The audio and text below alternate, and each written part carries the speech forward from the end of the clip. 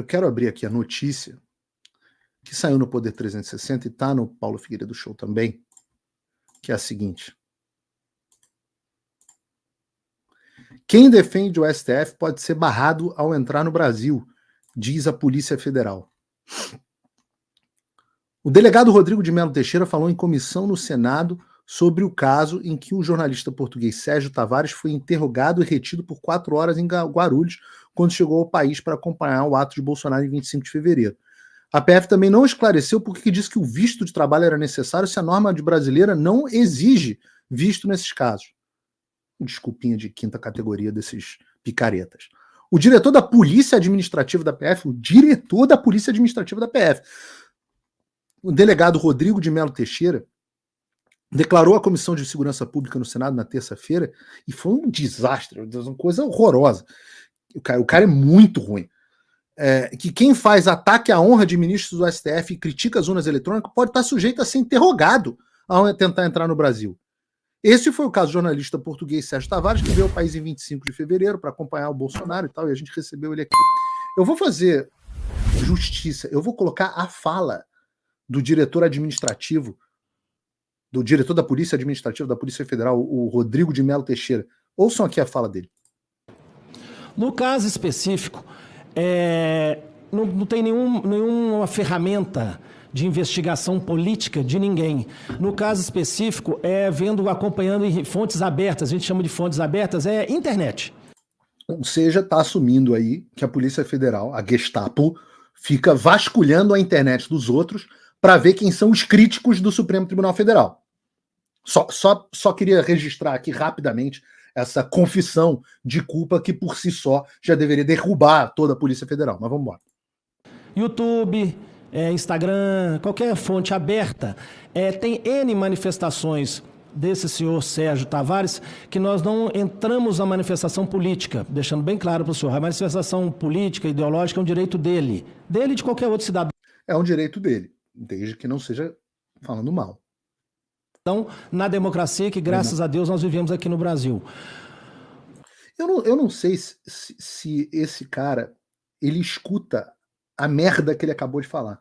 Eu não sei se ele escuta, se o ouvido, se chega a onda sonora, que na verdade não é uma onda sonora, né? É basicamente um vômito de estrume que acabou de sair da boca dele e está chegando no ouvido dele. A democracia que, graças a Deus, nós vivemos. Mas a gente monitora a rede social de pessoas que são críticas e aí vamos continuar.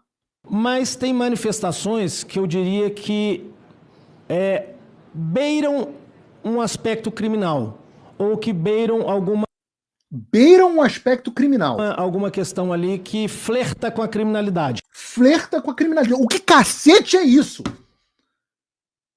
Isso é um delegado da Polícia Federal. Ô, meu filho, ou é crime ou não é crime. Não tem flerte, não tem beira. Ilegal é o que fazem os teus chefes. Que botam você, pagam com o dinheiro dos meus impostos para ficar monitorando rede social de jornalista internacional e nacional. Que cacete flerta com a possível criminalidade? Ou é crime ou não é crime, porra? Cadê o vídeo? Por exemplo, se o senhor me permite, pegando o próprio depoimento dele, temos declaração dele, ele questionado sobre ataque à honra de ministros da Suprema Corte, que ele faz na rede social dele. Isso, e aí não é questão só de ser ministro da Suprema Corte. Eu não posso fazer um ataque, eu nem nenhum cidadão pode fazer um ataque à honra do senhor que é senador, ou de qualquer cidadão, ou contra mim, que sou um delegado, diretor da polícia. Peraí. Quer dizer que se algum jornalista faz o que vocês entendem como ataque à honra, ou seja, fala mal, sei lá, diz que o Bolsonaro é genocida, vocês vão parar as pessoas no aeroporto agora para fazer fiscalização de opinião delas? É isso mesmo que você está dizendo? Polícia. Então, ataque à honra considera-se crime no nosso ordenamento legal. Outra questão, quando ele critica a urna eletrônica e diz que ela é fraudada. Crime que não é monitorado pela Polícia Federal, que é onde você trabalha, onde eu pago o seu salário para você trabalhar, e que é tratado nas instâncias inferiores. E que a Polícia Federal nunca vi parar alguém por crime contra a honra. Então, quer dizer, qualquer pessoa que... Eu já processei um monte de gente por calúnia, injúria e difamação. Nunca vi ninguém separado no aeroporto pela Polícia Federal. Você tá de porra? Oi, eu vou ter que parar o vídeo só para te atualizar. A perseguição implacável continua. Desde dezembro de 2022 eu continuo sem passaporte, com as contas bancárias bloqueadas, redes sociais banidas no Brasil e muito mais. Agora estão vindo atrás de mim até porque eu contei para vocês os bastidores do que acontecia com os militares. E a novidade é que o Locals, onde muitos me apoiavam, fechou o acesso aos brasileiros por conta do STF. Então criei uma nova forma de você me apoiar diretamente. Você pode ser agora meu apoiador com uma pequena quantia por mês e ter acesso a vários conteúdos exclusivos, ou você pode agora também ser o meu patrono e passar a integrar comigo o meu grupo de elite, um grupo fechado de WhatsApp só para os patronos, além de fazer reuniões de Zoom mensais comigo para a gente discutir a situação do Brasil e do mundo. Se você quer que eu continue fazendo o meu trabalho, me apoia, use o link na descrição e eu garanto que eu vou continuar fazendo a minha parte. Muito obrigado. Tangencia aí uma situação que a gente sabe, pelo menos com provas, olha até o um nível momento desse que não tem cara.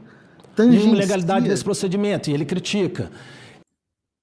Se criticar as urnas, já não tem nenhuma ilegalidade. Ele apoia o movimento golpista que teve no 8 de janeiro. Ele faz manifestação favorável àquilo que teve no 8 de janeiro, de invasão de prédios públicos, inclusive aqui no Senado. Nunca vi o Sérgio Tavares fazer apoio. Ele vai dizer que não é. O Supremo, da Câmara dos Deputados e tal. Ele apoia aqui. Então, assim, tinha N manifestações desse cidadão Sérgio que está nessa situação. E foi... Que vergonha. Que vergonha. Olha, em vez de comentar essa história, deixa eu trazer o próprio Sérgio Tavares aqui, que nos dá o prazer de estar conosco. Sérgio, que bom te rever, meu amigo. Obrigado por ter vindo ao Paulo Figueiredo Show. Nós somos compatriotas portugueses, mas eu sou brasileiro. Eu peço desculpas aí por isso que está passando. Em nome do povo brasileiro, eu peço desculpas. Falo aqui, digam aí no chat se eu não estou falando em nome do povo brasileiro, das mais de 15 mil pessoas que estão nos assistindo aqui, líder máximo de audiência. Desculpa por isso, cara. Isso é muito vergonhoso. É uma situação muito triste que meu país está passando, cara. Obrigado, Paulo, pela oportunidade de estar aqui. Estivemos juntos na outra semana em Washington e agora estamos aqui separados pelo oceano, mas sempre ligados. Paulo, foi de facto foi vergonhoso. Eu assisti às 2 horas dessa audiência e eu nem queria acreditar no que eu ouvia, no que eu via. Porque é assim, eu sou sincero, eu sabia que eles iam inventar desculpas esfarrapadas, isso eu já esperava. Agora, que batessem então no fundo e que voltassem a mentir e carregar na mentira, até contradizer, isso houve tanta coisa sem sentido nenhum. E até foi vergonhoso, porque, olha, em primeiro lugar, faltou o próprio diretor da Polícia Federal. Fugiu às responsabilidades e mandou para lá um boneco, um fantoche, que acabou a suar, com a cueca toda molhada, acabou humilhado. Pá, foi uma vergonha, Foi tanta coisa má que eu acho que até tínhamos que aqui dividir por partes as coisas más todas que ali foram ditas, que é para também quem nos ouve daí desse lado e a quem eu cumprimento, para poder entender tudo o que aconteceu. Porque foi mal demais, muito mal. Eu terei todo o gosto em comentar parte por parte todas as coisas que ali foram ditas, mas foi mal demais. E a repercussão aí no Brasil, lá no Brasil foi muito grande, tanto que ontem no X, no Twitter, o assunto do momento era Sérgio Tavares, porque toda a gente partilhou essas aberrações que saíram da boca desse delegado, mas foi mal demais. E sabes, Paulo, isto vai ter consequências que as pessoas nem imaginam o que é que vai acontecer agora a partir de agora, porque agora sou eu que me sinto atacado na minha honra por causa da mentira e da difamação. Então vai acontecer muita coisa, mas vamos por partes. Bem, vamos organizar-nos então, Paulo. Não, eu quero que você pelo menos traga aqui os principais momentos para a gente, porque eu confesso a você que foi assim um show de horrores, Sérgio. Eu estava no ar no momento aqui, fazendo inclusive o Paulo Figueiredo Show, quando aconteceu esse depoimento, e eu já vi as pessoas no chat aqui me chamando a atenção. E mais, né? O que pelo menos eu vou enxergar pelo lado bom aqui. Se teve uma coisa que esses depoimentos confirmaram, e aliás, parabéns, aí eu não sei quem foi que convocou essa audiência. Foi o Eduardo Girão, senador Eduardo Girão. Foi o senador Girão? Olha, é um dos melhores senadores que nós temos. Um abraço aqui para o senador Girão. Ele é muito bom. O senador Girão é um cara que o dia que sair do Senado vai fazer uma falta gigantesca. Eu vi também um trecho do Jorge Seif indo muito bem. Enfim, não vou citar todos aqui para não ficar...